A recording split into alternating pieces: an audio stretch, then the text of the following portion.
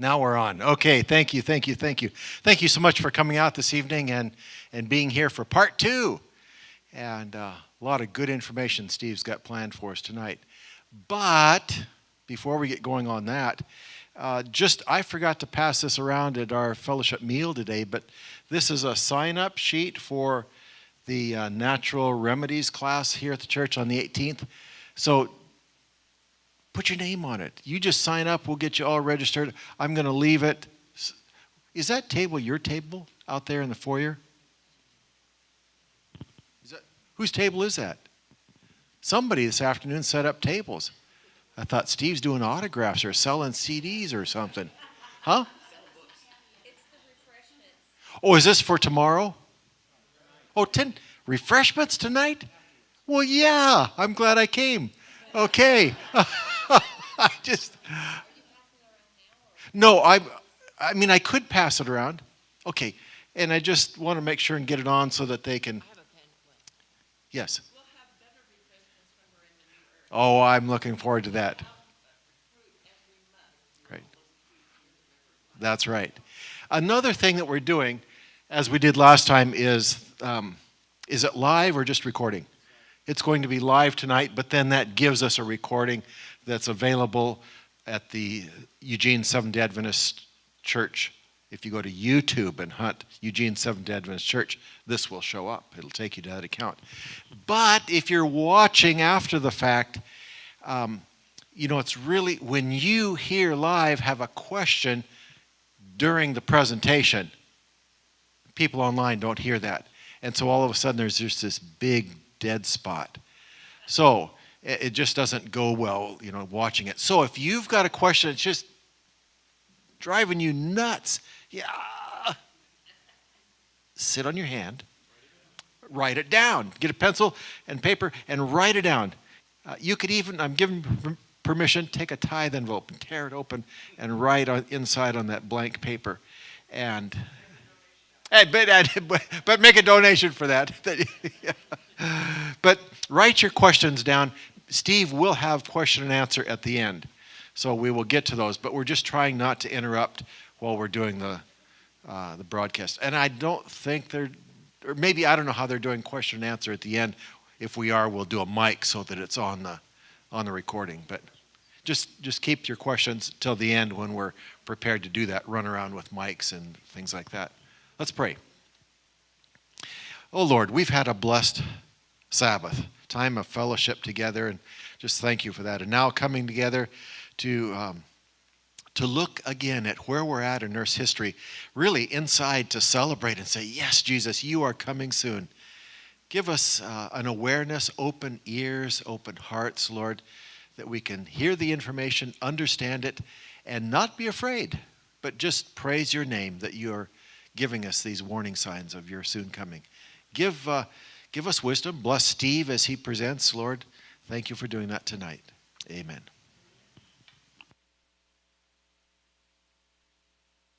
Something when you're on.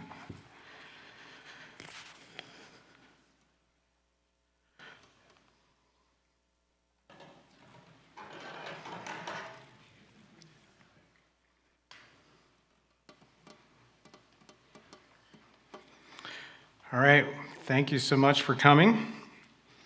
This is Project 2025 and Religious Liberty Part 2. I encourage you to go on to our YouTube channel and watch Part 1. There's a lot of good information there where I really establish where the idea of dominion comes from and that type of thing. And then we dug into Project 2025. Today, there's so much more that's happened since last time I did this, about a year ago. And so we're going to deal with that. So we're going to get started here. I'm starting with and going to end with this website. I thought it was really good. There was a pastor that put this together, the Greater Randolph, I don't know where it's at, didn't bother to look at that, but Seventh-day Adventist Church. Because a lot of things have been happening in the last year. We have a new pope, okay? And this here, Pope Leo XIV, the ghost of Americanism and a reflection on religious liberty in a historic papal moment. Here's what he says. Too often, Adventists today are tempted to soften or privatize our prophetic identity. In an age of pluralism, many are uncomfortable with anything that sounds polemic or alarmist. And rightly so. Our prophetic voice must be shaped by compassion, not caricature.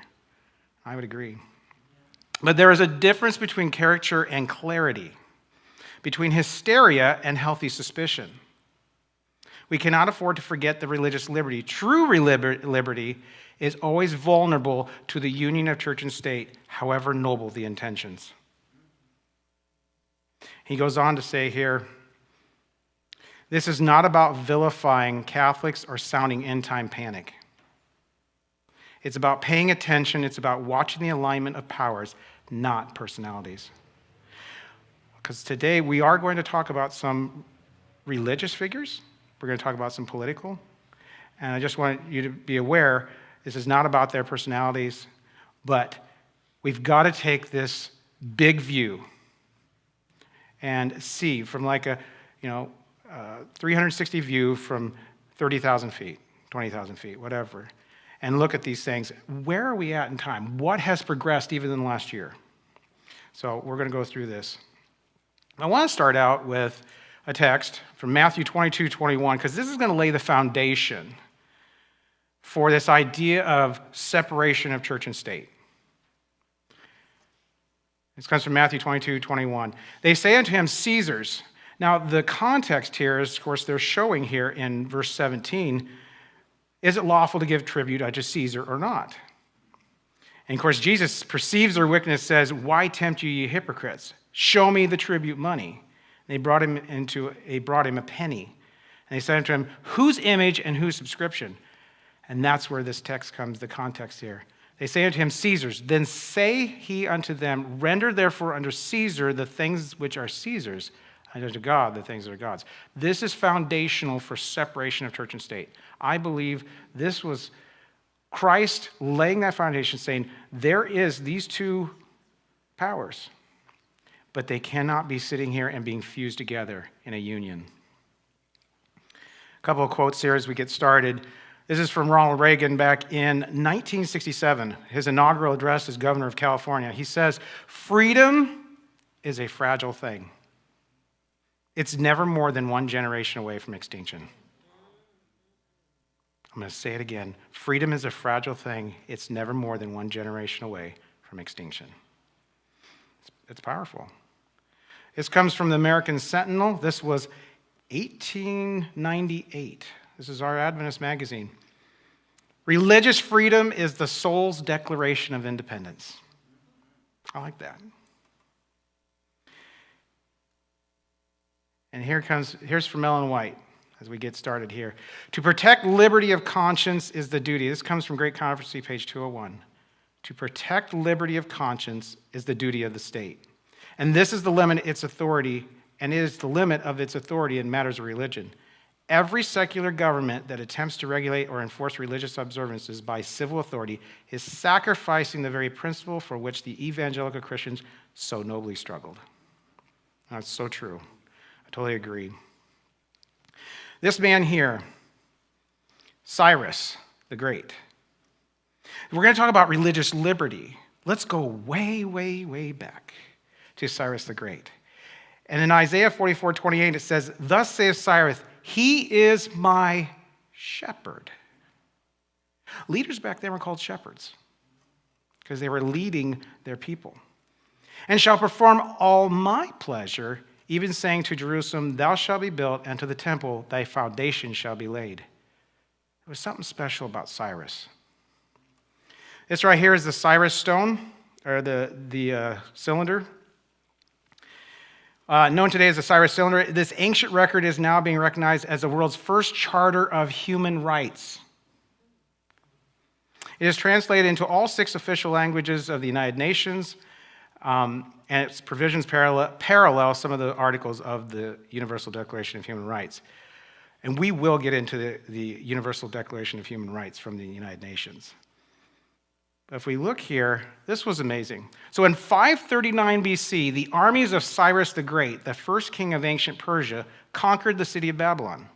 But it was the next actions that marked a major advance for man. Pay attention to this. He freed the slaves, declared that all people had the right to choose their own religion, and established racial equality.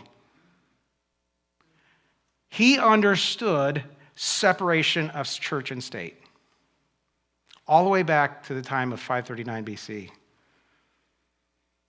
And this article right here from the BBC says, Cyrus Cylinder, how Persian monarch inspired Jefferson, Thomas Jefferson. Referred to by some scholars as the first Bill of Human Rights, the cuneiform inscriptions on the cylinder appear to encourage freedom of worship throughout the Persian Empire and to allow deported people to return to their homelands. In 18th century, the model of religious tolerance based on a state with a diverse cultures but no single dominant religion became a model for the founding fathers of our nation. So they were using and looking back to Cyrus and that Persian Empire.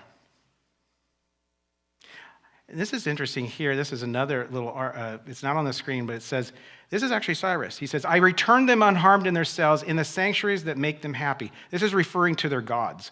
So he had such respect for other people's God that he returned them, if he captured them, back to their place. So this was a man that understood. Now we understand why he was used by God. Okay?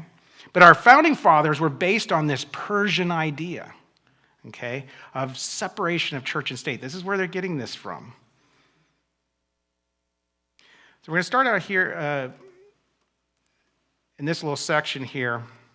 It comes from Revelation 13, 1 and 2. And we're so familiar with this as a church, but let's go through this really quick. I stood upon the sand of the sea and saw a beast rise out of the sea, having 7 heads, 10 horns, and upon his heads 10 crowns, about his horns 10 crowns, and upon his heads the name of blasphemy.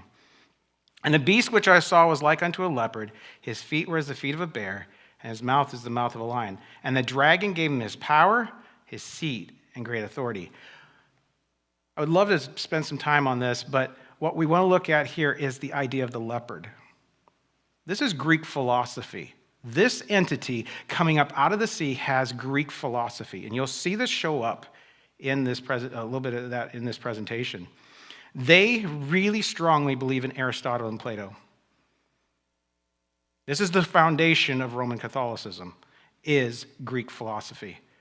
Matter of fact, one of the guys that went through, I think it was either Dominican, I can't remember which order, he spent 3 years studying Aristotle before he ever got to studying the Bible. Just think about that. So this is William the Conqueror. In 1066, William I had given over a quarter of his land in England to the church. His conquest bound the country not only to France, but also to Rome. Rome started taking control of nations. It says the church ended up controlling approximately 25% of the land of England. The church. On May 15, 1213, King Henry II of England gave power over his kingdom to the Pope, Pope Innocent, who was not quite so innocent. This surrender, however, led to a protest as people pushed for their liberties. These protests resulted in the signing of the Magna Carta, which was basically a constitution that protected the people. This comes from D'Aubigné, his History of the Reformation in the 16th Century. Great book. Ellen White actually recommended that book. So this Magna Carta, June 15th, 1215, under really, not necessarily duress, but he was forced to make and sign this Magna Carta. And here's what D'Aubigné says: Pope Innocent declared the Great Charter null and void. Papacy was not going to have anything to do with liberty. Here's what he also says. This was the first time the papacy came into collision with modern liberty. This was a problem for the papacy because they're a church state. And now these barons, these lords said, enough. We want some independence. This really here, the Magna Carta, shaped the American Declaration of Independence and the U.S. Constitution. Many rights of the U.S. Bill of Rights come from the Magna Carta. It introduced ideas like government based on law balanced by shared power. See how amazing this Magna Carta was, shaping even where we're at today in our nation. But that's slowly starting to go away, and papal dominance is starting to come into view. So we have another entity here in Revelation 13. And I beheld another beast coming out of the earth. He had two. Now you notice coming out of the earth versus the sea. Sea is multiples, nations, tongues, and people. But here is something comes out of the earth, not quite so populated. And he had two horns like a lamb, and he spake as a dragon. He exercised all the power of the first beast before him, and causeth the earth and them which dwell therein to worship the first beast, whose deadly wound was healed. So we have two horns, republicanism and Protestantism. And we also have two stages. Look at here, two stages here. We have horns like a lamb, and he spake as a dragon. So we have two stages to this empire. And we are an empire. So this lamb-like beast, but he starts speaking like a dragon. Now the first beast we talked about, the dragon gave him his seat, his power, and great authority. And who's the dragon? Satan ultimately, but through the Roman Empire, gave him his power, his seat, and great authority. And the papacy became dominant in Europe. Now, one of our founding fathers here, this was a great little article here from John Adams. I highly respect this man. He anonymously stated this following in the Boston Gazette, this is 1765. He says, since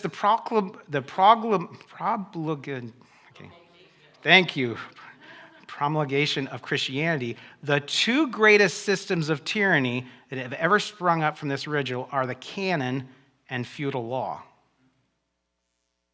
By the former of these, the most refined, sublime, extensive, and astonishing constitution of policy that ever was conceived by the mind of man was framed by the Romish clergy for the aggrandizement of their own order.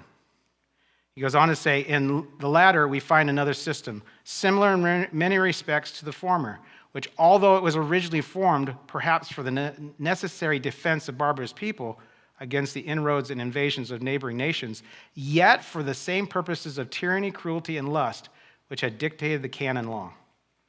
It was soon adopted by almost all princes of Europe and wrought into the constitutions of their government.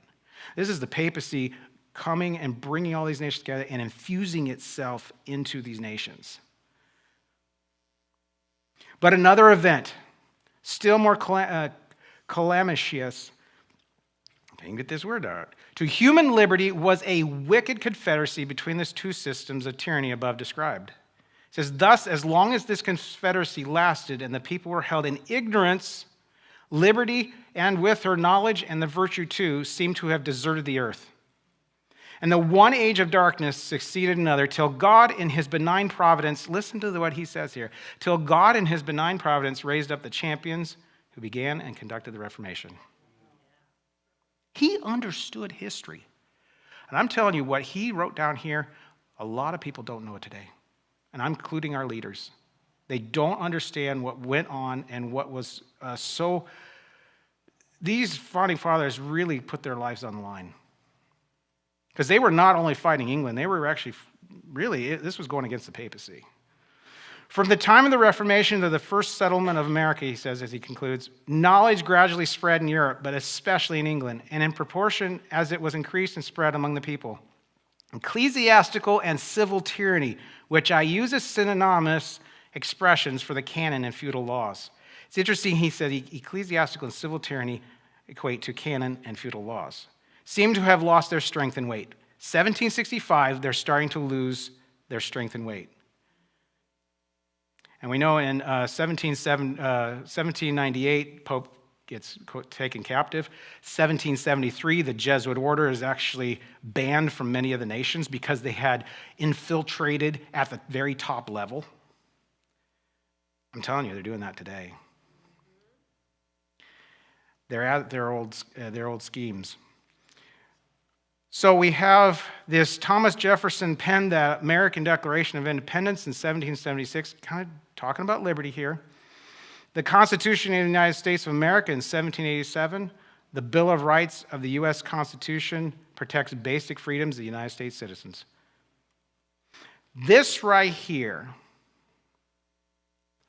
is a pivotal slide because this is part of the Declaration of Independence. But look at the reading here, the words. We hold these truths to be self-evident, that all men are created equal, and they are endowed by who? Their Creator. Because when we get to the Universal Declaration of Human Rights, you will not see Creator in there. The Founding Fathers understood that our rights do not come from the state, they come from God. And certain unalienable rights, that's also very important. It was a fundamental human right that cannot be given away, taken away, or transferred, existing inherently by virtue of human being, not granted by government. That was unalienable rights. That among these are life, liberty, and the pursuit of happiness. And I'm going to tell you right now, a Sunday law, which is coming, is against life, liberty, and the pursuit of happiness. Because it's going to tell me that my life is not going to matter because it's not for the common good. I don't have liberty anymore because for the common good, I need to let that go. My pursuit of happiness, I will not be able to work. Going back to that William the Conqueror, they actually put a law in during that time in the 11th century where you couldn't buy or sell. This is buying and selling is not a new thing. These are just old things just being rehashed. So when we hear the buying and selling, it's just something old. You know, it's interesting, the life here, where does life really come from? God.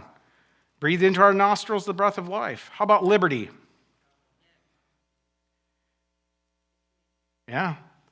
He preached deliverance to the captives and recovering the sight of the blind, set liberty to them are bruised, from Luke 4:18. How about pursuit of happiness? Proverbs 29:18. Where there is no vision, the people perish, but he that keeps the law, happy is he. Amen. Happiness. There's happiness in God's law. This is James Madison, At the request of the Religious Society of Baptists in Virginia, he wrote this. The religion then of every man must be left to the conviction and conscience of every man. And the conscience of every man, and it is the right of every man to exercise it as these may dictate. The right is in its nature unalienable right. So he's understanding where our rights come from. They do not come from the state. The Declaration of Independence had endowed by our Creator. Now look here at the Declaration of Rights of Man and of Citizens, 1789, the French Revolution, just prior to the French Revolution in France. Look at Article 1. See what's missing. Men are born and remain free and equal in rights. Social distinctions may be founded only upon the general good. You could use the word common good. This word is going to come up time and time again tonight. Common good, collectivism. This was, of course, a response, the French Revolution, to the feudal system that was happening in Europe. And this was an overreaction. And they just decided we don't want God at all, and they cast off God. That worked for about 3.5 years until they clamored for God again. But unfortunately, it never was the God of the Bible. So this was their declaration here. This is what it looked like. I don't know if you noticed anything up at the very top. You have the all-seeing eye. It's interesting. But I want to look at this right here. Do you see the Phrygian hat? How about you have the serpent, that's the Ouroboros, the snake eating its tail. That's an occult symbol there. Yeah, you got the wreath. But you also have the bundle of rods. Look at the bundle of rods at the bottom there. That's fascism, or what's called the Roman fasciae. So you see Romanism is in part into this along with the occult. And you can see that in here on this declaration here of human rights. All right, so this right here is part of that National Convention established the worship of the Supreme Being. This is 1794. And the opening clauses of the decree established worship of the Supreme Being of the 18th floor of the year 2, declared, the French people recognize now this is the French version, now here's what it says. The French people recognize the Supreme Being and the immortality of the soul. What is the basis here? What is the foundation? Yeah. And it's funny, it's interesting here that in my notes I have this one man here who was part of the French Revolution. He asked for Plato's book on the immortality of the soul. So this was all part of the French Revolution and where it was going. Now this right here, this is part of this is actually the United Nations here, affiliated with the United Nations, but it's commenting on something that was part of the League of Nations, because before it became the United Nations, it was the League of Nations. 1921, look at Article 427 of the Treaty of Peace. The fifth portion of that says, the adoption of a weekly rest of at least 24 hours, which should include Sunday, wherever practicable. Now, so we got rights here. Now they're incorporating Sunday. This is 1921. This is prior to the the Universal Declaration of Human Rights. This right here, and if you actually look at the top here, it says this is part of the agency of the United Nations, clear at the top there. This International Labor Organization. And what you'll see tonight is how much they're going to use labor for our Sunday law. Because they need a civic law, because of a religious law, it's not going to pass quite as easily. But they can work in the labor laws, and that'll get where they want to go. Eventually, it will go to a religious law. So in 1948, we have the Charter of the United Nations, established 6 principal bodies. They had a General Assembly, an International Court, Human Rights, and Economic and Social Council called ECOSOC. This is Article 18, and this will come up later in this presentation, Article 18. Look at this, what it says. Everyone has the right to freedom of thought. Sound good, right? Okay. Conscience and religion. This right includes freedom to change his religion or belief, and freedom either alone or in the community with others, and in public or private, to manifest his religion or belief in teaching, practice, worship, and observance. Not bad. What you'll see later is where this is related to, where I have a Jesuit going back to Article 18 and kind of telling you really what it is and what is behind it. That'll be interesting. Article 29. Everyone has duties to the community. Oh boy, here comes collectivism. For the sake of the community, my fellow saints, you need to worship on Sunday. Because it's good for the community, the greater good, in which alone, that's why I put that underlined, the free and full development of his personality is possible. You'll see in here nothing like the inalienable rights or endowed by a creator and coming from God. In the exercise, number 2, of the rights and freedoms, everyone shall be subject only to such limitations as are determined by law solely for the purpose of securing due recognition. And it goes on here. Number 3, these rights and freedoms may in no case be exercised contrary to the purposes and principles of the United Nations. There's a stipulation. Here's the lady who is really kind of the foundation. Her foundational principles go along with the United Nations. This is Alice A. Bailey. This is Lucis Trust. Didn't used to be called Lucis Trust. This used to be called Lucifer Publishing Company. Do you know you've heard of the Avatar movie? She actually has an article where she talks about avatars. They're demonic entities. She's one of the first ones who coined that word, avatar. We have avatars on our phone. Make these little avatars, for whatever, a game or whatever. So this is Alice A. Bailey from her externalization of the hierarchy, which she believed would be manifested in 2025. Now, whether God allows that and has, I don't know. But she says, there will not be any disassociation between the universal church, the sacred lodge of all true Masons, and the inner circles of the esoteric. Esoteric is hidden knowledge of societies. In this way, the goals and work of the United Nations shall solidify a new church of God. Do you see what the focus was all the way back here? This was, I think, 40s or 30s. She's saying this. The work of the United Nations shall solidify a new church of God, led by all the religions and by all the spiritual groups, shall put an end to the great heresy of separateness. Something to think about. All right. Now remember where I talked about a Universal Declaration of Human Rights and Article 18. This is a Jesuit from Boston College. And this article was very fascinating. There's a whole video going over this article. Recovering the Sabbath, Sunday observance as a universal human right and civic cooperationism. This paper, and it's not very lengthy, you can get the PDF online, about 14, 15, 16 pages. This paper advances the religion state model of cooperationism, would allow for civil legislation to protect the Sabbath. You see where it's going and it's tending? Unfortunately, the models of separation or accommodation have predominated in the U.S. since the Bill of Rights. So he's saying there's models of separate, this idea of separation of church and state. Unfortunately, this is a Jesuit speaking, okay? Remember, anything he says has to go to his superiors, which they have to go usually pretty high up. I don't believe all the way to the superior general, but probably very high. He cannot put this out without their knowledge. However, the cooperationist regimes, such as in Germany, recognizes the universal good.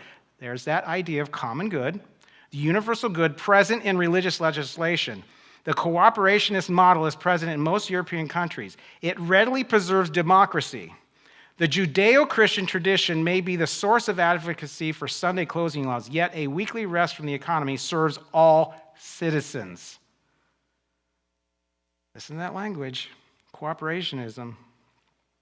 Although an ever-present religious devotion in the Judeo-Christian tradition, Sabbath observance has become endangered by the service economy and resulting civil legislation. The Universal Declaration of Human Rights from the United Nations in Article 18 stipulates that all people have the freedom to manifest their religion and observance and practice. And what you'll notice is they'll say, we have every right to make a Sunday law because of that right. In Article 18 of the Universal Declaration of Human Rights. So they're going to use that against us. The Universal Declaration, the UDHR, and the Catholic social teaching to the most recent encyclicals have been called attention to the right of Sunday observance in contemporary economy. Catholic social teaching is really quasi-socialism. In 1961, the U.S. Supreme Court upheld the rights of states in McGowan versus Maryland to have legislation restricting economic activity for the common good on Sundays. There's that common good again. It disastrously forbade any religious foundation of such laws, however. You see how he's lamenting the fact, it's a civic law, not a religious one. He wants a religious one. And that McGowan versus Maryland gave the legal right for states to have blue laws. The Supreme Court ruled you can have blue laws out of that McGowan versus Maryland. He concludes here, since UDHR Article 18 defends the freedom to manifest religious observance, the U.S. Supreme Court's stipulation of secular reasons for Sabbath protections violated the right of religion. So what he's saying is that Supreme Court order violated Article 18 because it wasn't a religious law. See how they're going to use that Article 18 to protect Sunday. I want that to get through your mind here, because the next slide is interesting. Unfortunately, the models of separation or accommodationism have predominated in the U.S. since the Bill of Rights. This resulted in the ruling of McGowan versus Maryland that eliminated religious convictions as a basis for blue laws. And that was it was a civic law. It was for the common good to have a Sunday blue law, as states could implement it. This comes from the Seventh-day Adventist website. This is in support, listen to this. What did we just learn in Article 18? The Jesuits say we can use Article 18 for Sunday. But the Adventists, and this is the only one I have, and I want to be very clear and very respectful. This was a statement supporting an article that was not voted by the General Conference in session. Okay? This was voted by a group of individuals. And these are part of statements.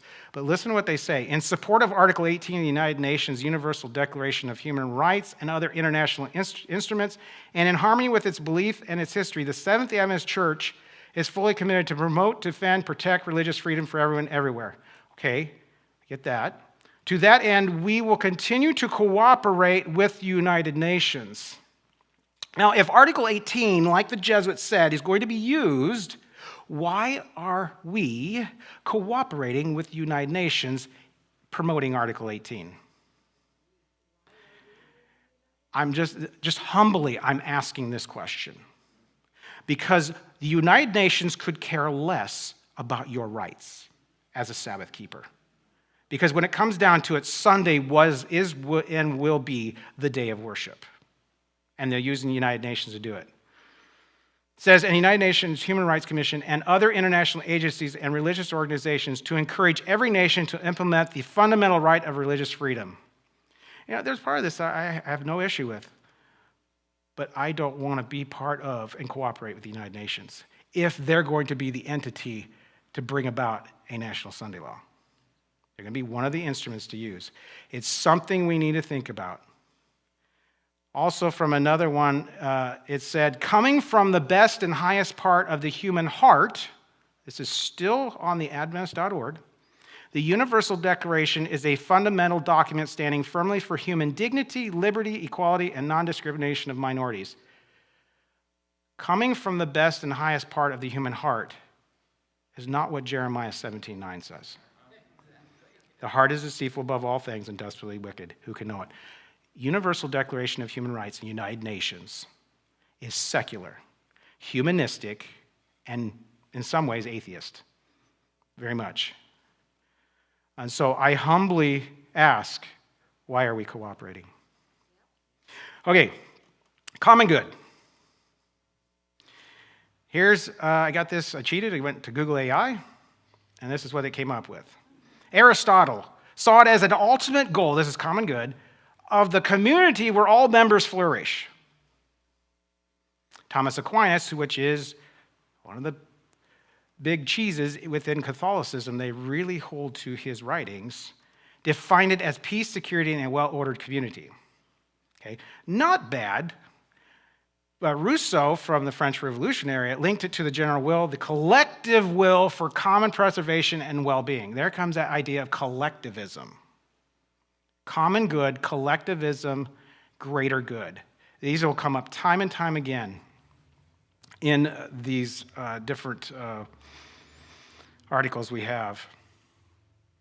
And actually, if I go back here, Aristotle was actually called the father of common good. That's where they got it from. So when we talked about that beast rising from the sea has a belly of, was of a leopard.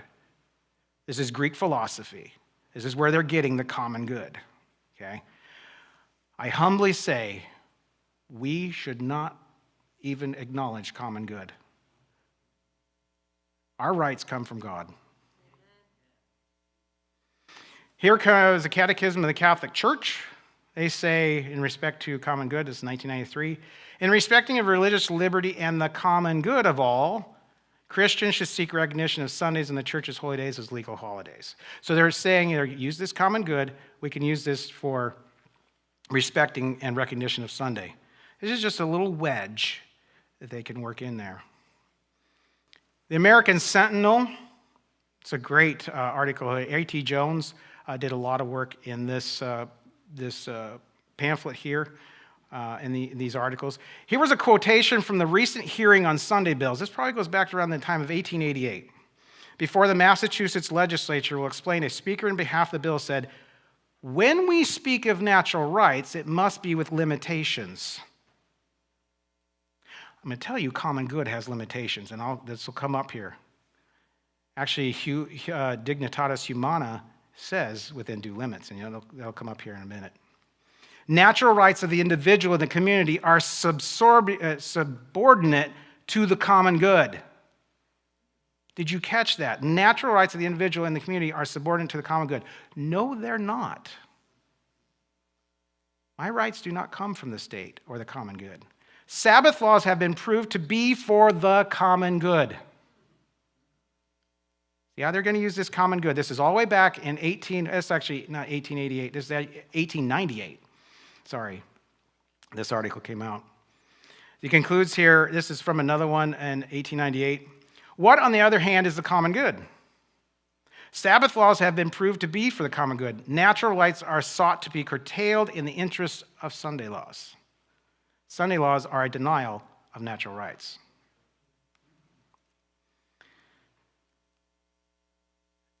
Dies Domini. This was a papal encyclical that Pope John Paul II issued on May 31st, 1998. And he's going to talk about a predecessor in this article, this encyclical. When through the centuries she has made laws concerning Sunday rest, the church has had in mind above all the work of servants and workers. How noble. Certainly not because this work was any less worthy when compared to the spiritual requirements of Sunday observance, but rather because it needed greater regulation to lighten its burden and thus enable everyone to keep the Lord's Day holy. And he goes on here. He says, in this matter, my predecessor, Pope Leo XIII, in his encyclical Rerum Novarum, which will come up here more, spoke of Sunday rest as a worker's right which the state must guarantee. Let that sink in. A worker's right which the state must guarantee. Therefore, also because it's for the common good. Therefore, also in the particular circumstances of our own time, Christians will naturally strive to ensure that civil legislation respects their duty to keep Sunday holy. They're saying the state is required to keep Sunday holy, to allow people to keep Sunday holy. This was 1998, May 31st, encyclical Dies Domini. The working man has interests, this is also Pope Leo XIII, has interests in which he should be protected by the state. And first of all, there are interests of his soul. From this follows the obligation of the cessation from work and labor on Sundays and certain holy days. So what is he saying here? Bring up the working man, Sundays and certain holy days need to be protected, is really what he's saying. This is a great book here I just received not too long ago, Ecclesiastical Megalomania, the Economic and Political Thought of the Roman Catholic Church. Fascinating book. Fascinating book. This is from here. One of the Roman Church's state's most influential statements on economic matters in the 1891 encyclical Rerum Novarum on the condition of the working classes. In this encyclical, the Roman Church state allied herself with the proletariat, which in Marxism is the great and final enemy of the capitalist order. They hate capitalism. Okay? They aligned themselves with the proletariat. That was the workers or working class people regarding collectivity, often used in reference to Marxism. I have a quote at home, I should have put it up here, where actually a Catholic said that the Roman church system really follows the idea of Marxism. And it amazes me. Because on one hand, they will say, we're against socialism, we're against Marxism. Yeah, they're a secular version of Marxism. But they don't mind a religious version of Marxism, socialism. And what I think I remember showing last time is socialism came out of apostate Christianity, apostate Protestantism.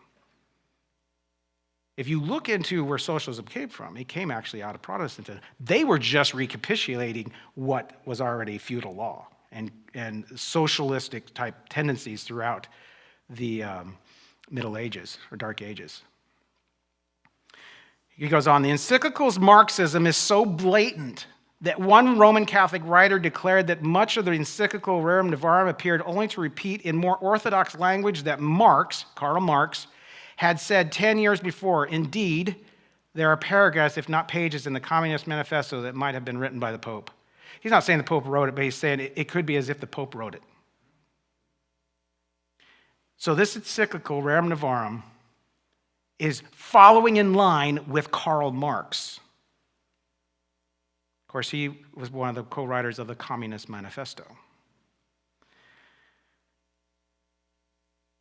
So this here is Pope Leo XIII. This is a satire magazine, okay? But the thing with satire is there is some element of truth in there. Obviously, they've got him climbing through there and doing that type of thing. This was a November 18th, 1885. You can look this up, from Puck. It's P-U-C-K. And the title is Added Again, Through the Ballot Box to the Constitution. The illustration shows Pope Leo XIII climbing through a ballot box in an effort to get to the sign on the wall that states, Congress shall make no law respecting the establishment of religion. Now, if we go here, it's hard to read this, so I'll read this. Every Catholic, this is what these say here, every Catholic should rigidly adhere to the teachings of the Roman pontiffs. This is what's on the wall here. All Catholics should do all their power to cause the constitutions of the states and legislation to be modeled in the principles of the true church. And all Catholics must penetrate wherever possible in the administration of all civil affairs, each noted as a papal encyclical. I'm going to tell you, they're doing that today, weaving their way into politics and church. This comes from, I remember which one this is. This is still Pope Leo XIII. They, the Catholics, must penetrate wherever possible in the administration of civil affairs. That's pretty much the same as what was before. All Catholics should do in their power to cause the constitution of the states and legislation to be modeled on the principles of the true church. That was the same thing. It looks like I got double there. But Pope Leo XIII, Immortale Dei, I think is what it's called here. Ellen White says this: let the restraints now imposed by secular governments be removed, and Rome will be reinstated to her former power. And there would be a speedily a revival of her tyranny and persecution. What's keeping her from doing it now is the states still kind of have a little bit of control, but they're losing that control very quickly. But don't be afraid. You know, Christ said, do not be afraid. Do not fear. Because this is going to look a little bit intimidating, that there are things coming down as we get farther into this. So on the screen, we have Pope Leo XIII, and now we have Pope Leo XIV. This is also from, my little note here is from that website that I started with. It says, and now at this precise moment, the Vatican has selected an American Pope. Who saw that coming? One who has chosen the name Leo XIV. This is not just symbolic, it is structural, it's spiritual, it's political, and it's prophetic. Because look at what he says here. This comes from Vatican News. This is Pope Leo XIV after being inaugurated and becoming Pope on Saturday, May 10th. He says, I chose to take name Leo XIV. There are different reasons for this, but mainly because Pope Leo XIII in his historic encyclical, Rerum Novarum, addressed the social question on the context of this great industrial revolution. In our day, the church offers to everyone the treasury of her social teaching, socialism, in response to another industrial revolution and to developments in the field of artificial intelligence. So right now we're in what's called the fourth industrial revolution. And this is why he feels that he needs to take control and pose new challenges for the defense of human dignity, justice, and labor. You always see this labor coming. It's always about labor rights.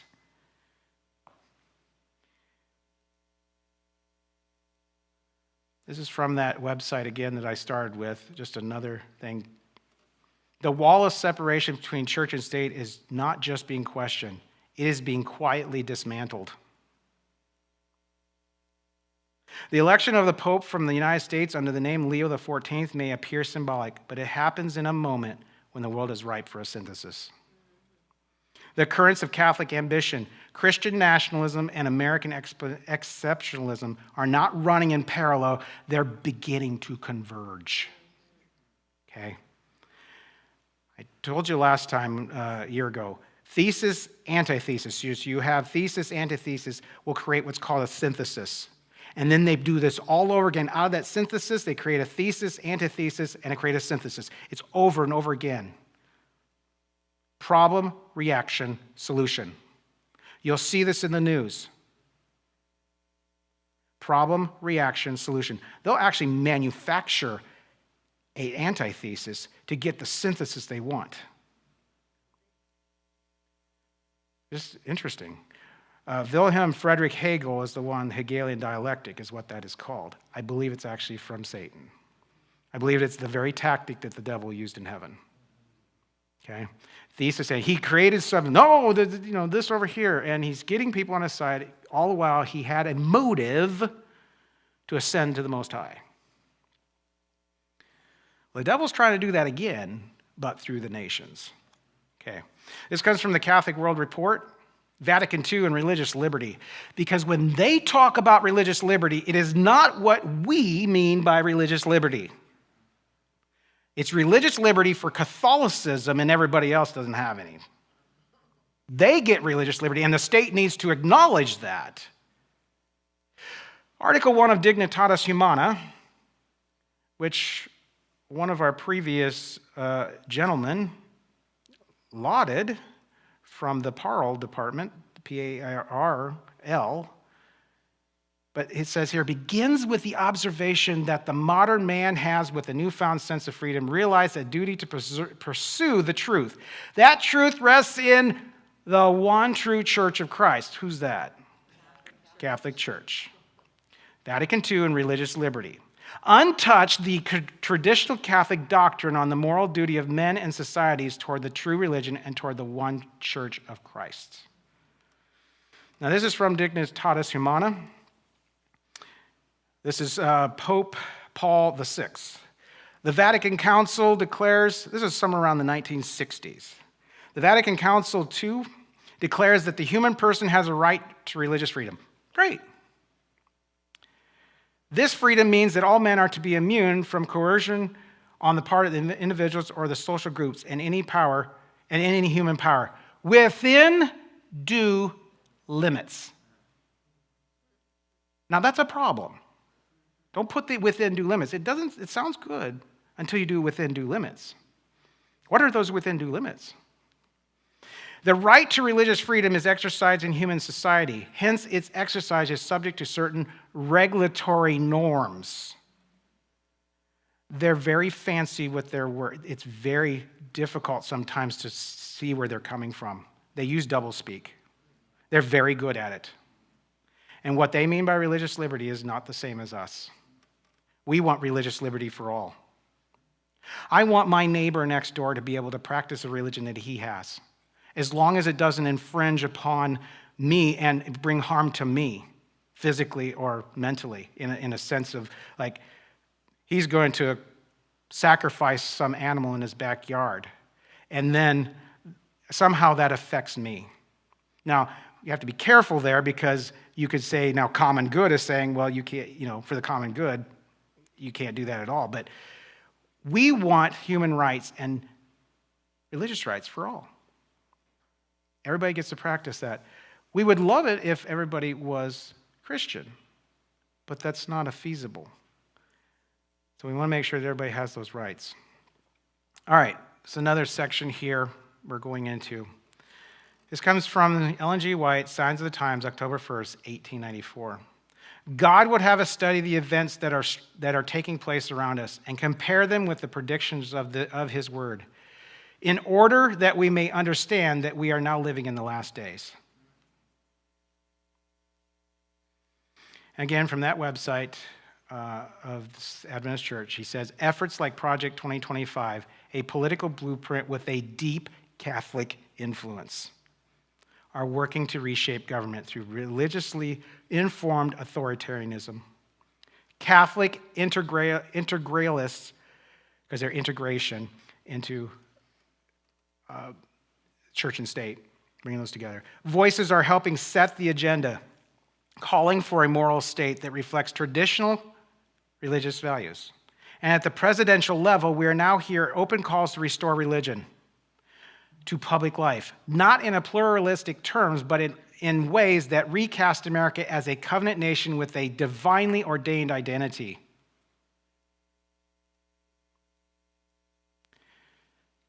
Again, we've talked about it's not about personalities. But we have to bring this up because these are the things when a president of the United States will say the things that he's saying, there's concern. Donald Trump from Newsweek vows to make America more religious than ever before. He says in his Truth Social that he would help make the United States more religious. And Will Wright, in this article, he says, host of the Faithful Politics podcast, wrote on X, says, in response to Trump's Sunday post, more religious, whose religion are we talking about now? You see, there's the problem. Whose religion? You say you want to make America religious again, but whose religion? I'm going to tell you, it's probably going to be Catholic. I won't go through this just for the sake of time, but these are, he established the Faith White House, establishment of the White House Faith Office, February 7th, 2025, led by Paula Cain White.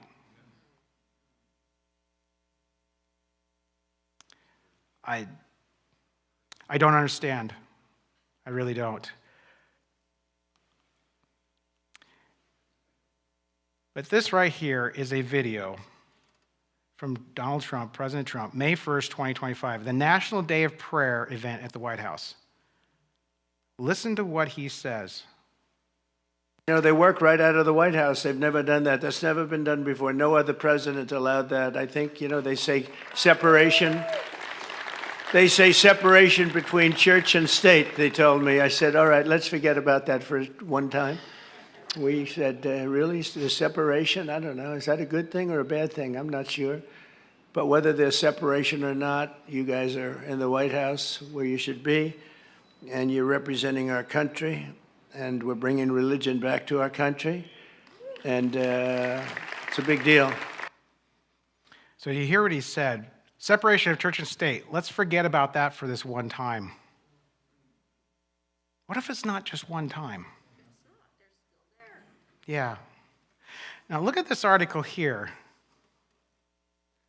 Trump establishes the Religious Liberty Commission, including Cardinal Dolan and Bishop Barron, both Catholic. It says here in the article, freedom of religion in our country has been a central concern of the United States Conference of Catholic Bishops. This is actually Bishop Barron saying this, of Catholic bishops for decades. And I see my task as bringing the perspective of Catholic social teaching, rerum novarum, because that's Catholic social teaching, which we learned involves Sunday, to bear as the commission endeavors to shape public policy in this matter. This is where we're coming as a nation and going. I don't believe he realizes what he's doing. If he does. All right, Project 2025. This is why you came, right?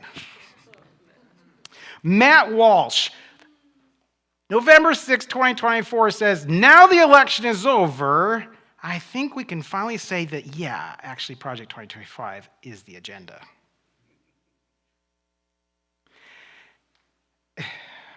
President Trump said, I know nothing about Project 2025. All the while, he has many of the authors in his cabinet who have been working for him. That's a problem. All right, this is Project 2025 Tracker. You can go online. I suggest you do this. It's called Project 2025 Tracker. Look that up. And it tracks where Project 2025 is right now. This was taken on December 8th, 2025. You see 50% of Project 2025 has been completed. Okay? I just looked not too long ago, it was 51%. just recently. Instead of the total objectives there of 319, it was 320. So it brought it up to 51%. But it's a political blueprint for deep Catholic influence, with deep Catholic influence. So here, as you dig deeper in the Project 2025, because you can expand it, and you see here, the mandate for time and a half and compensation on Sabbath hasn't started yet. This is the one dealing with Sabbath. Okay, it hasn't started yet. So they have the ones that are completed and the ones that haven't started yet. So the 49% is going to include this. These are next on the objective. The many links between Project 2025 and Trump's world. All those circled are all involved with Trump in some way. I know nothing was a bold-faced lie to get elected. 18 of the 40 authors and editors worked on the document and served in the first Trump administration. This man right here, Jonathan Berry, was confirmed as Solicitor of Labor. So he has the job. Now he can tackle those things in Project 2025. Okay? And this one here, of course, we had this last time, the Congress should encourage communal rest. That communal, you might as well say common rest. That day would default to Sunday. So communal means shared by all members of a community for a common use. Do you think it's going to involve Adventists and Sabbath? No. I was thinking about this the other day, and I came up with this. A civil law can have, if it's just a civil law, it can have moral ramifications. Okay? A civil law can have moral ramifications, even just still being a civil law. But they'll work very hard to make it a religious one, for sure. And we, the people, the First Amendment of the Constitution says, Congress shall make no law respecting the establishment of religion or prohibiting the free exercise thereof. This is what the Founding Fathers set in motion, and it's worked for us for how many years? A long time. We're 250 years now. I'm going to tell you this. The shelf life of an empire is about 250 to 260 years. It doesn't last any longer. We're on the very downward spiral of an empire. And you notice it through our political aspirations. We're taking over nations. We're doing these type of things. We're grabbing. Because we have such issues, and what is going to happen is somehow, some way, religious mandates will come in to try and keep this alive. Because the only way an empire stays alive, at least in the past, is when Roman Catholicism is attached to it. That's the only way it survives.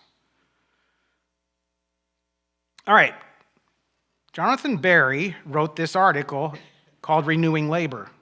Very fascinating what he says here. Laws should permit German-style work councils. Yeah. The biblical account of work does not end with work. Now, listen to some of this wording he says. And on the seventh day, God ended his work and he rested.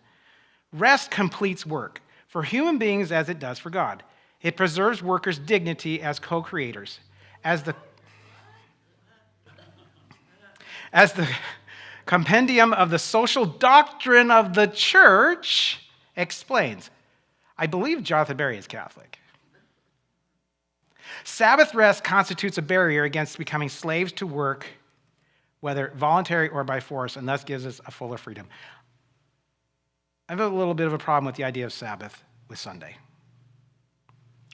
In Hebrews 4, the word sabbatismos is for the seventh day of the week. It's keeping a Sabbath, the seventh day of the week, not Sunday. This is a little tidbit here. I know I don't want to run too long here. When the covenant was sealed on the cross, was Sunday a part of that new covenant when he died on the cross? No. What were the women doing? Going home to obey the commandment. So when a covenant is sealed by blood, it cannot be changed. You can't add to or take away from it. So Sunday cannot be added just because Christ rose from the dead. It does not change the covenant. It's my little rant. In an area of teleworking teleworking, smartphones, and 24/7 accessibility, it is more imperative than ever to reclaim time for rest. Restoring God's rhythm of rest and work would make both more meaningful. Unfortunately, the Sabbath norm, painstakingly built up, listen to this, by the Christianization of cultures over 2 millennia. What Christian culture over 2 millennia? Has largely disappeared from society. He's referring to the Catholic Church. Culture alone is unlike it. Not that church in the wilderness that was hiding, which was the true church. But he's talking about the false one out of Rome. Culture alone is unlikely to restore this norm, given the economic and political alignments that undergird the status quo.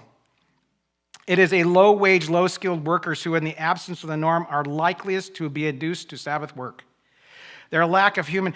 Remember, he's solicitor of labor right now. This is what he's writing here. He wasn't that when he wrote this, but the lack of human capital leaves them few means, either economically or politically, to resist the draw. Meanwhile, these wealthy enough to afford leisure generate outsized demand for Sabbath work, especially in e-commerce and hospitality. Much the same played out in the lockdowns, where white-collar professionals stayed safe by means of low-paid delivery workers' unsafe labor. Now, he finishes this off by saying this: it is possible that society could spontaneously address this need for communal rest, there's that communal rest, without state intervention. Like it's possible that we could have traffic safety without mandates, to drive on the right side of the road. Possible, but not plausible. Then he says the revival of blue laws. This is a solicitor of labor. And other measures to guard the Sabbath rest is thus one more example of a prudent policy intervention to protect the subjectivity, the personhood of the workers. It comes back to workers' rights, using that for Sunday legislation. Now here's a video of Jonathan Berry talking about this idea of renewing labor and revigorating Sabbath rest laws. You alluded to this, but something I really encourage. I don't see a big, it's harder to see a big federal role for this. I think this is more a question of state and local law, is reinvigorating, where possible, Sabbath rest laws. Revigorating, wherever possible, Sabbath rest laws. Next video. To be very specific, like it used to be, this was basically the norm. As best, I've looked into this some, I'm working on some research on this, really literally dating back to Constantine and his recognition of Christianity in the Roman Empire, that you've got a pretty consistent tradition in Western civilization of taking Sunday off from commerce.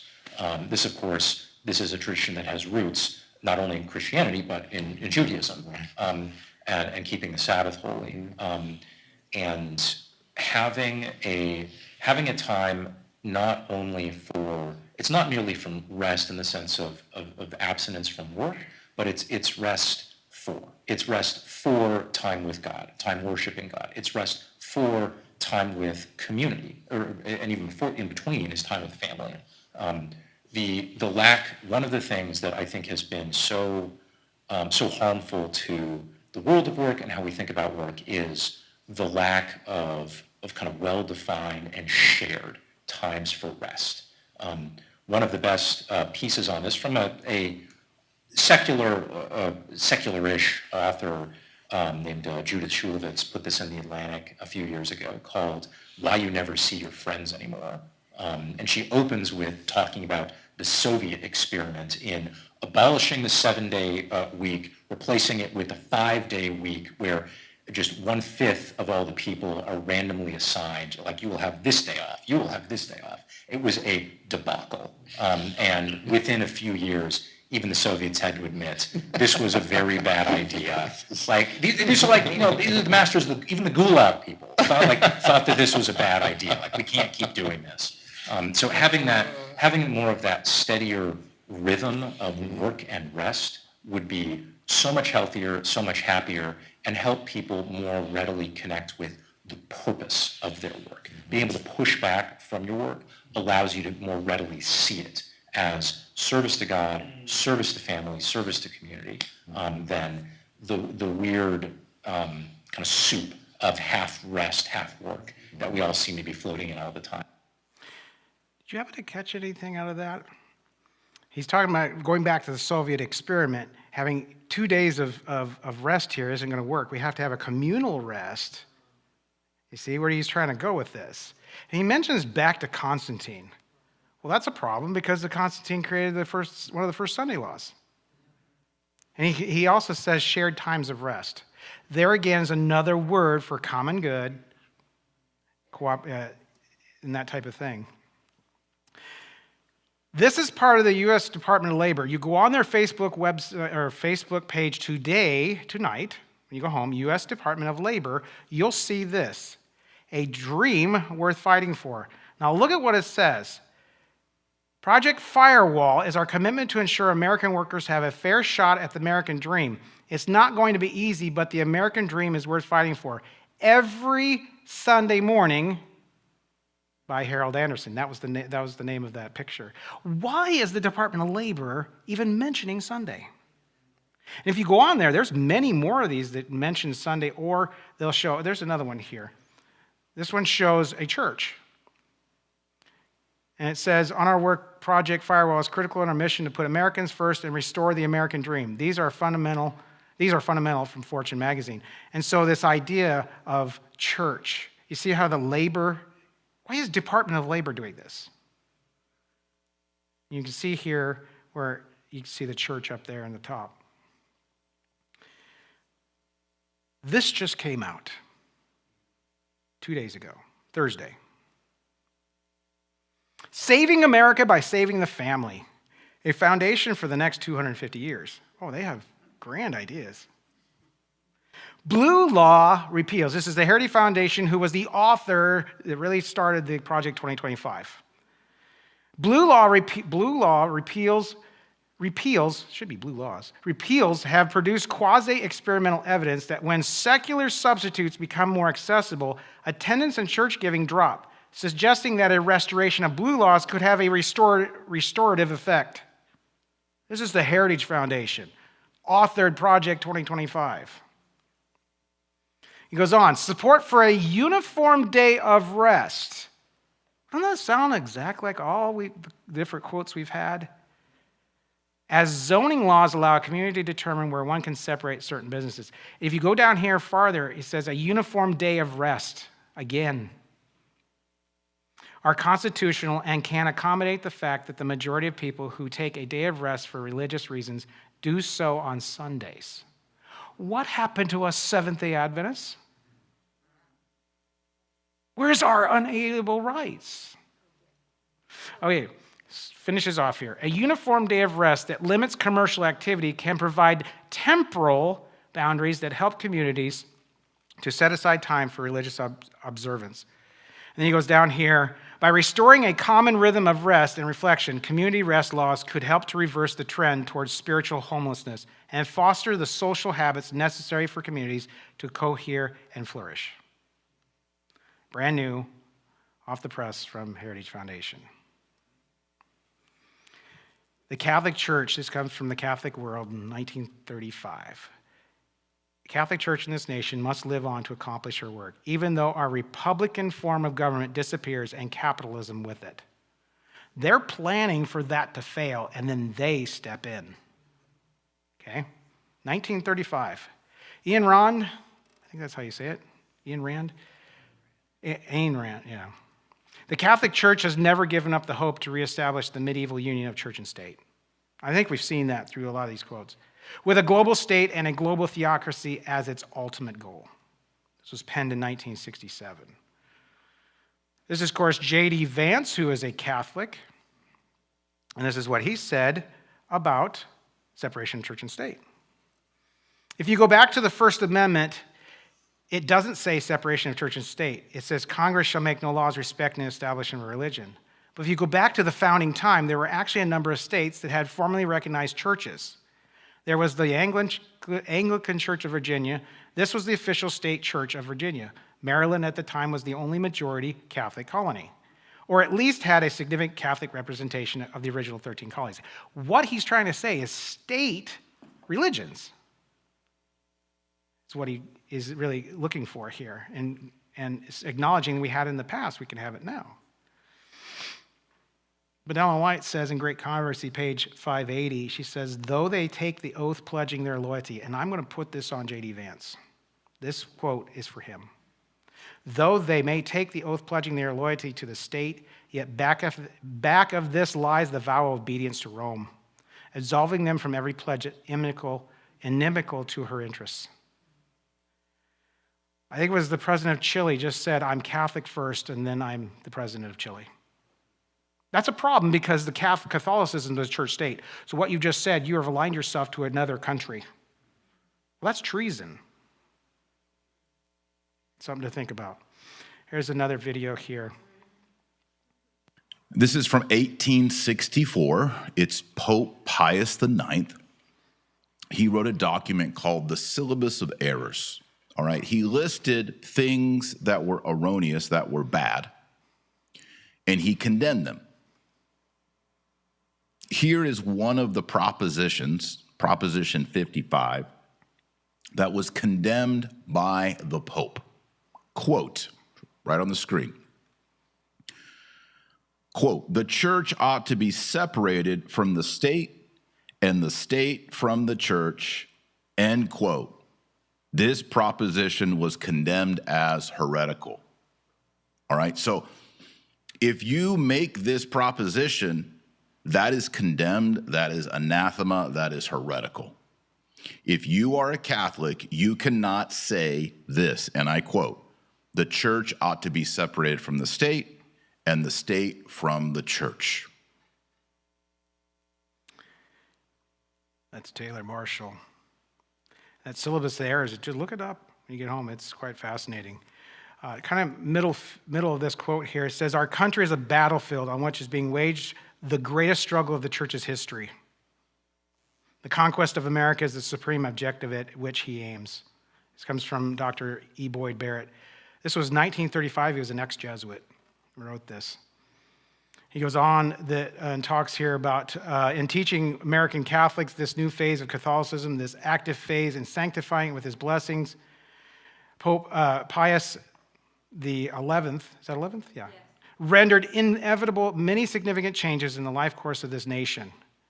In theory, Catholic action is the work and service of lay Catholics in the cause of the religion.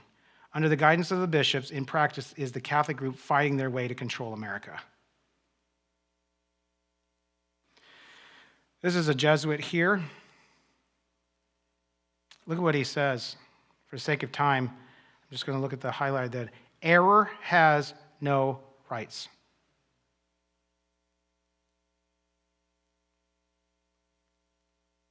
Given the institution of establishment, it follows by logic and judicial consequence that no other religion per se and in principle can be allowed public existence or action within the state, which normally in this theory is considered to be identical and coextensive with society. Saying not another religion should be allowed other than Catholicism. This is Catholic religious liberty. Again, he says error has no rights. Therefore, error is to be suppressed whenever and wherever possible. This is around 1960s when he wrote this. Intolerance is the rule. Error, however, may be tolerated when tolerance is necessary by reason of circumstances. That is, when intolerance is impossible. Tolerance remains the exception. Tolerance, therefore, is hypothesis, a concession to a factual situation, a lesser evil. So from this book here again, the Roman Church state is a hybrid, a monster of ecclesiastical and political power. Its political thought is totalitarian, and whenever it has had the opportunity to apply its principles, the result has been bloody repression. He says, the Roman Church state is the 20th century, however, is an institution recovering from a mortal wound. If and when, I say when, not if, it gains its full power and authority, it will impose a regime more sinister than any planet has ever seen. This here is Heritage and Hope Ministries, a great... They've been talking to some of these Christian nationalists. They're really our A.T. Jones of the day. This is Lennox Califungua. Listen to what he says here. I don't know if, Just reading Exodus 20, verse 8. Remember the Sabbath day to keep it holy. Verse 9. 6 days shalt thou labor and do all thy work. So if I read this and I keep the seventh day Sabbath, and then I'm a private business owner. Let's say I own a bakery and I bake cakes, okay? And I'm forced to close my business on Sunday. Is that not impeding upon my free right to keep the commandment and work 6 days? and again, this is, I think, where it gets tricky. And I think for the sake of the harmony of all of this, it would be much easier if my Seventh-day Adventist friends just started to acknowledge Sunday as the Lord's Day. Then that way we wouldn't run into those kinds of issues. What do you think about that? Just acknowledge Sunday and this will all be okay. We won't have a problem. This man, Lennox Califungua, is tied to Douglas Wilson, who just had that CNN interview. This video, we just don't have time to go through it, but are Christian nationalists like yourself seeking to pass national Sunday law? And he's talking to Douglas Wilson in this one, an Adventist critic. I'll play it because I think it's important.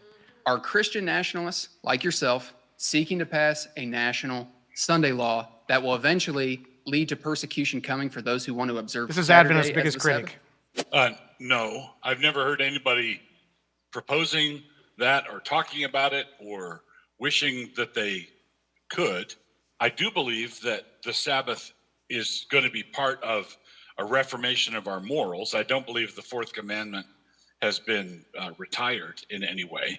So if there is a national reformation and revival, I believe that that will result in a national honoring of the Lord's Day. I do believe that that's going to happen.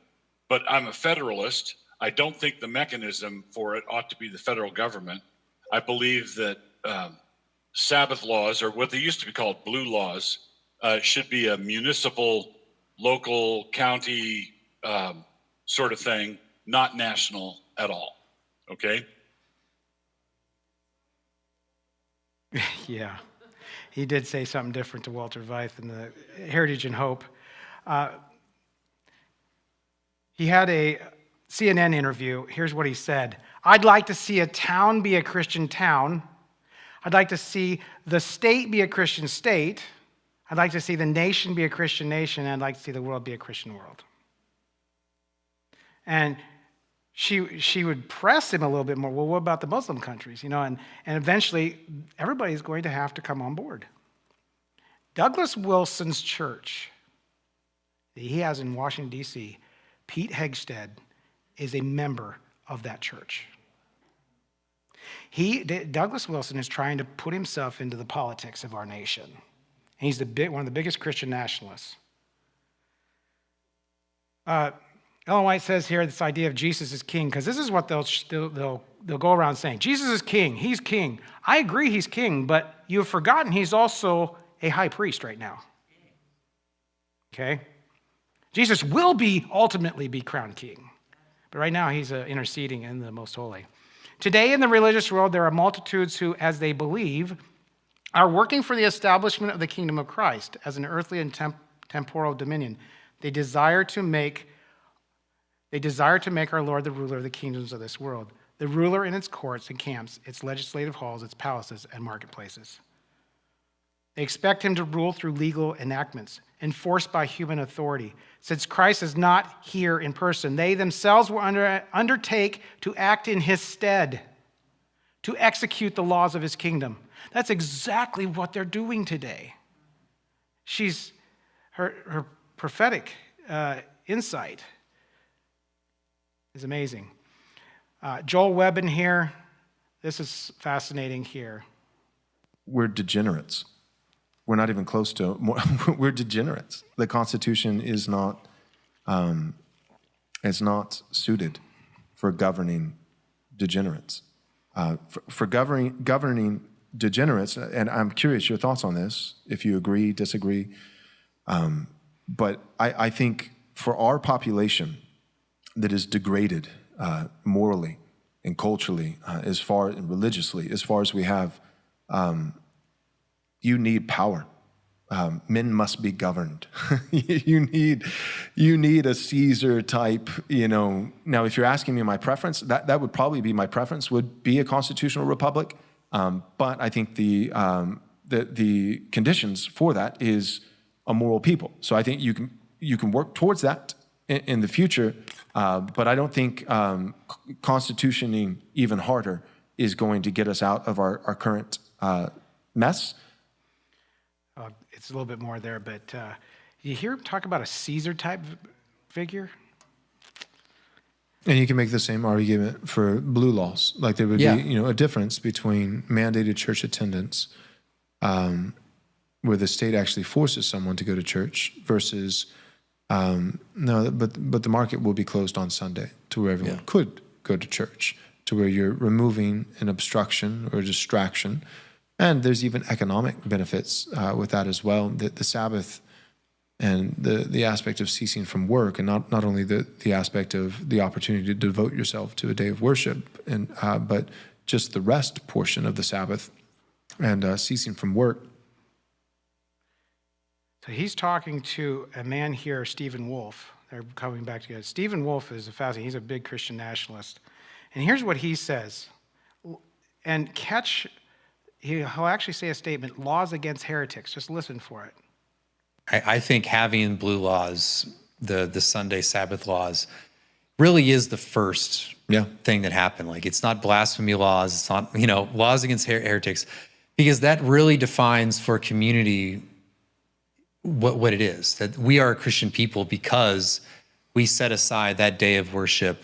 And it's a very public thing. Like, you drive around and all the ordinary commerce is closed down. I mean, there's emergency and this and that are permitted, but it really, it sets the ethos of the community, which is we're Christian people. And because the central act of a Christian is the worship of God. It is that Sunday attendance. It is worshiping inwardly, outwardly, triune God on Sunday. And so if a community that does that, they're really establishing themselves. It not only signals outside of itself, but also inside itself what we are and what we do. So his book here, The Case for Christian Nationalism, the very last part of this quote, the establishment of the Christian Sabbath contributes to Christian national solidarity. This is just online. One of them was taken from Heritage and Hope. Sabbath laws were a good thing and should be make comeback, actually. Push your state legislatures. This is coming from normal people. And look at the other one here from Reformation Ranch. I'm for Sabbath laws in the highest degree. It is the duty of the magistrate to compel the citizens under his charge to attend the divine service. See where people's thinking is right now?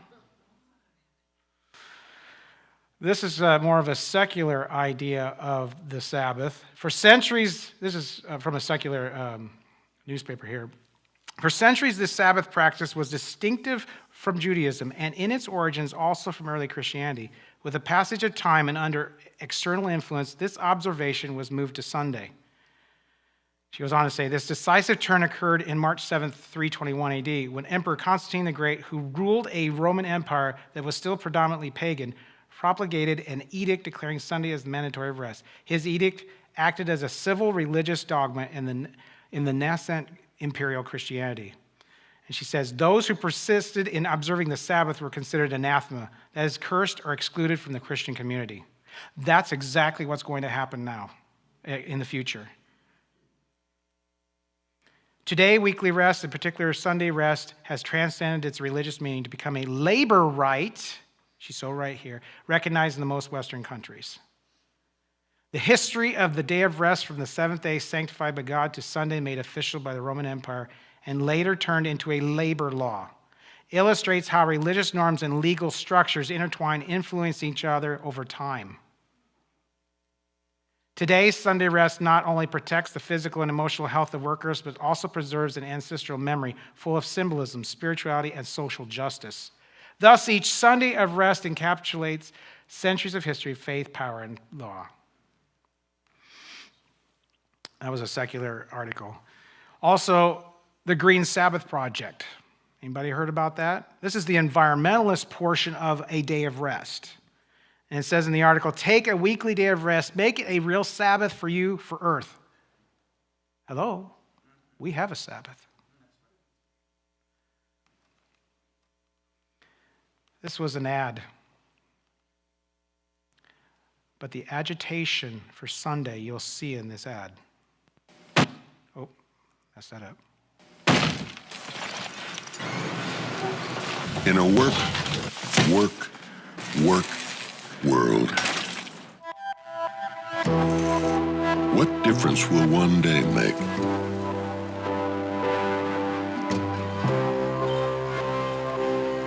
The earth won't alter its course.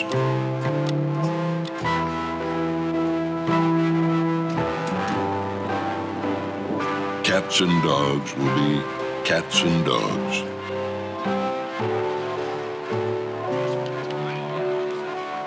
Rain will still fall from the sky. So take time for Sunday. Take time for Sunday. That ad was for a truck. For a truck. I won't tell you which one. So, what is the thought process there? Take time for Sunday. Advertisement for a truck. See how they're trying to agitate this idea of Sunday. And this man who did the narration, he just lives up the road from us. Sam Elliott, yeah. I've heard him seen at Jerry's.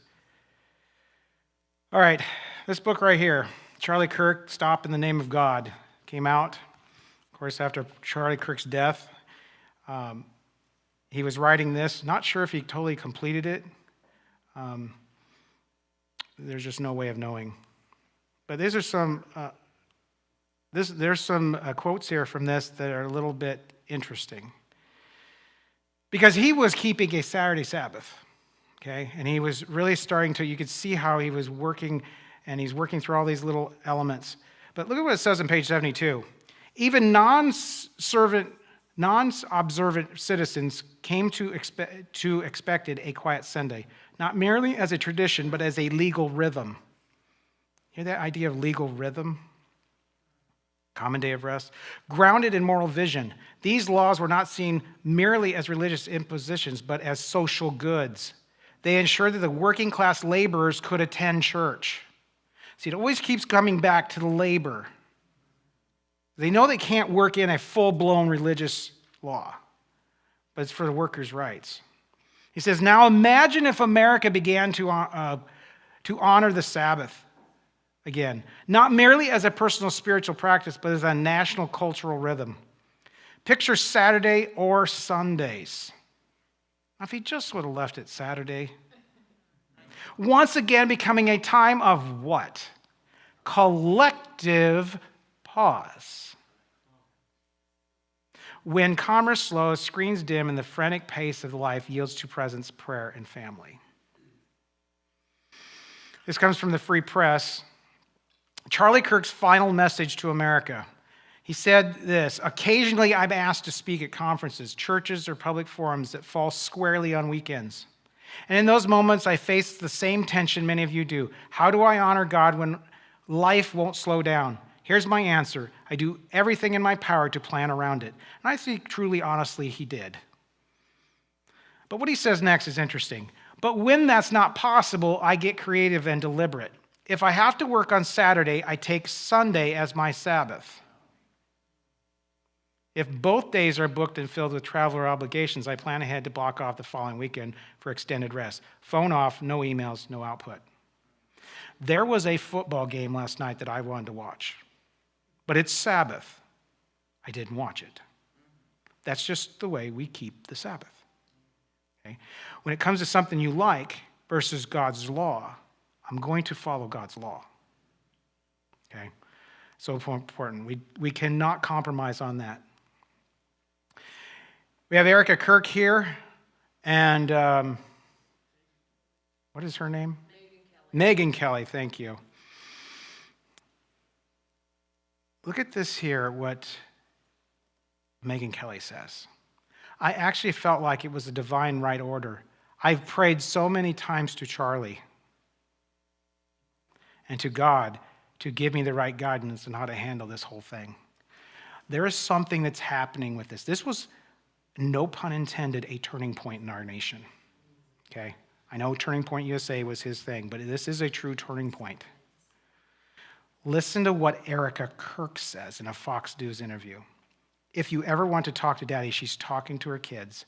You just look up this guy and start talking to him. He can hear you. This is spiritualism. Okay? Listen to what Ellen White says here. When under the threefold union, Protestantism, Catholicism, and spiritualism, our country shall repudiate every principle of its constitution as a Protestant and Republican government, and shall make provision for the propagation of papal falsehoods and delusions. Then we may know that the time has come for the marvelous working of Satan, and the end is near. Was she so right? We have been set in Isaiah 62:6. We've been set as watchmen upon the walls. O Jerusalem, which shall never hold their peace day or night. Ye that make mention of the Lord, keep not silence. So how do we've looked at all these things, these videos, how do we respond to this? So I wanted to end this on how we respond. So this is a great article from Adventist Review. How can Seventh-day Adventists respond to Christian nationalism? And how should we relate? Don't support it. Don't defend it or join its efforts. Instead, provide the true solution by doing 3 practices. First, pray for your country, government leaders, and fellow citizens. Pray for their welfare, their wisdom, and that they may come to know Jesus. And these are good. Second, share Jesus with others. Talk about, this is actually kind of from Ellen White, his matchless love. Revel in the loving and merciful character of God and regale people with what the Savior has done for you. This will uplift Jesus as the answer to our problems. Finally, present the great controversy saga to others. The great controversy isn't merely about a war between Jesus and Satan. It is also concerned with who wants to dominate you, who wants to free you, and who wants your good, and who wants your downfall. Ellen White says, it is our duty to do all in our power to avert the threat and danger. A vast responsibility is devolving upon men and women of prayer throughout this land to petition that God may sweep back this cloud of evil. This is referring to 1888. She wrote this. And give a few more years of grace to the work for the Master. We have so much more work to do. Tell others of Christ. This comes from the SDA Bible Commentary. Let not the commandment-keeping people of God be silent at this time, as though we gracefully accepted the situation. We are not doing the will of God if we sit in quietude, doing nothing to preserve liberty of conscience. Fervent, effectual prayer should be ascending to the heaven that this calamity may be deferred until we can accomplish the work which has long so been neglected. So long been neglected. So true. So as we finish up, there's back to this website, and I think they give some what should we do ideas. Speak clearly about the principles of liberty of conscience, even when it's unpopular. Educate our churches and schools on the prophetic message, not as a fear-mongering, but as a spiritual preparation. Engage in civic life to defend freedom for all, not just ourselves. Pray for discernment on how we interpret the times. And we should remember, prophecy is not paranoia. It is a warning wrapped in hope. It is God preparing his people not to panic, but to stand. God says, don't be afraid, fear not. It appears some 365 times in the Bible. If you stand for nothing, you will fall for anything. Let's pray. Father in heaven, we thank you again that we were able to come together and look at some of the different things that have been happening recently, Lord. As we look at these events, may we not be discouraged, but look to you as our eternal hope and long for that day when we can see you face to face. May you sweep back this tide that's coming, just a little bit longer so that we can get the message out to the world. We thank you and we love you, and we ask all these things in Jesus' name. Amen.